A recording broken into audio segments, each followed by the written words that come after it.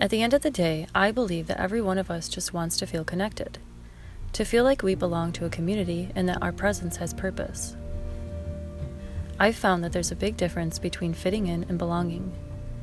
Fitting in requires us to be like everyone else, to blend in by following societal expectations in order to be seen as normal.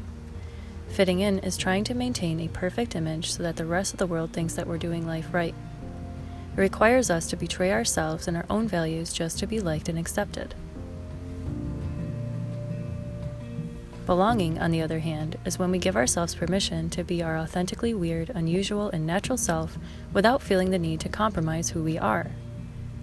Belonging is being okay with not being liked or accepted by everyone. It's honoring your own values and having the courage to stand alone in your truth no matter what. I find it important to differentiate between the two because we can either waste our precious lives following the crowd, or we can spend it exploring our own inner landscapes, learning, loving, and embodying every shape, color, and texture of the unique soul that each of us individually are at our core. Growing up, I always struggled to fit in.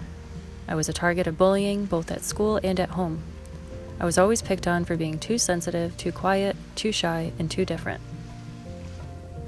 And because I was constantly shamed for the very things that made me unique, over time I developed a pattern of automatically suppressing parts of myself that anyone rejected or deemed weird. Shame is what creates the illusion of separation. It quite literally convinces us that I am unworthy, I don't belong here, I am unlovable. Throughout my life and into early adulthood, I made many attempts to try and conform to traditional standards in order to fit in and be liked, especially when it came to how my family, friends, and past partners viewed me. No matter how many times I tried to live up to other people's expectations, there wasn't one single time that I actually felt like I belonged. Each time I chose a conventional route, I could viscerally feel a part of myself dying on the inside. Not that a conventional path is wrong or bad, it just never felt quite right for me personally.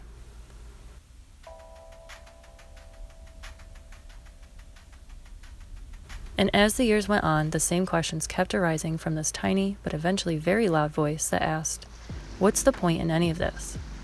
Why am I here? What is my purpose? Trying to be someone I wasn't just to make others satisfied made me increasingly depressed. It also made me feel angry with myself and assume that there must have been something wrong with me since I wasn't further along in life like everyone expected. I felt alone, directionless, and completely devoid of all passion and zest for life. Once I finally decided to explore my own unique path, I started to rediscover parts of myself that I had suppressed long ago. I began to accept various traits and characteristics that were previously rejected and welcome them back in as a part of myself. I even began to learn what my own values are independent of other people's judgments. Even to this day, I'm finding more and more parts of myself that I never knew existed.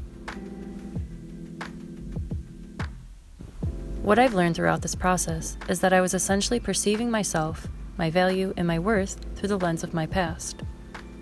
My entire idea of who I thought I was based out of a false narrative of what others projected onto me. Whether people treated me like a disappointment, a failure, or a black sheep, I never knew the extent in which their judgments influenced the perception I had of myself. Just like a mirror, everyone in our life is a direct reflection of us, good or bad. I've learned that people feel what we feel about ourselves. If we see ourselves as a victim, consciously or not, people will naturally treat us like we're helpless. But if we see ourselves as worthy, whole, and complete, not needing other people's approval or validation to be who we naturally are, people will respect us even if they don't necessarily like us. I now know that the only reason I ever struggled to feel seen, heard, and understood was because I was quite literally not seeing, hearing, or even attempting to understand myself. But instead, I wasted years of my time and energy trying to control the external world and how everyone perceived me. There isn't one single person in existence who's everyone's cup of tea. We are not responsible for or even in control of other people's perceptions of us. The only thing that we are in control of is how we perceive ourselves in the world around us.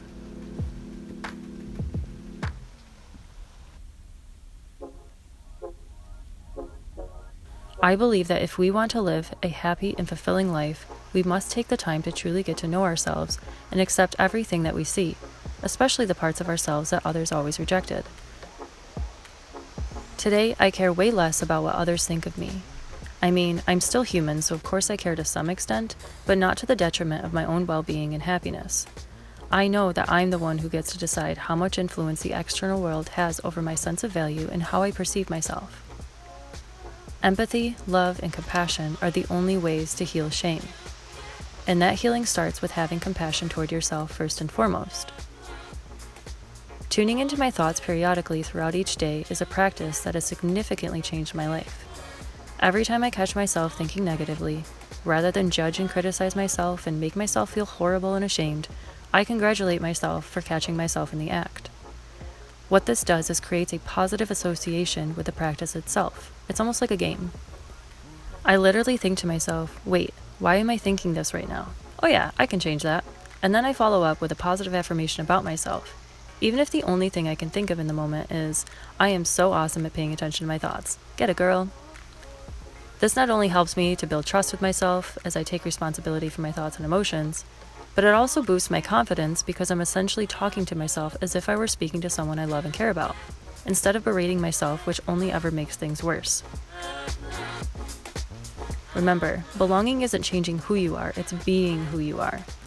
It's having love and acceptance for yourself while simultaneously risking being disliked by others. It's aligning yourself with those who share similar values and honor who you are and who you're becoming, rather than those who leave you second-guessing yourself and your own intuition. At the end of the day, the only thing that truly matters is what you think and believe about yourself.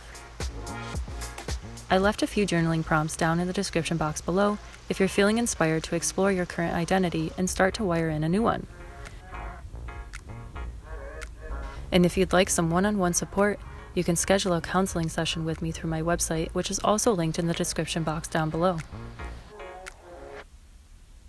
Thank you so much for watching. If you enjoyed today's video, please consider subscribing to the channel and help us grow this beautiful community. Don't forget to check out my website. I also offer videography and photography services for spiritual-based people, brands, artists, and businesses. And I also have a nature print shop for anyone who would like to enjoy a piece of my art in their home or office. It's a great way to support me and my channel while receiving a little something tangible in return. All of the links are down below.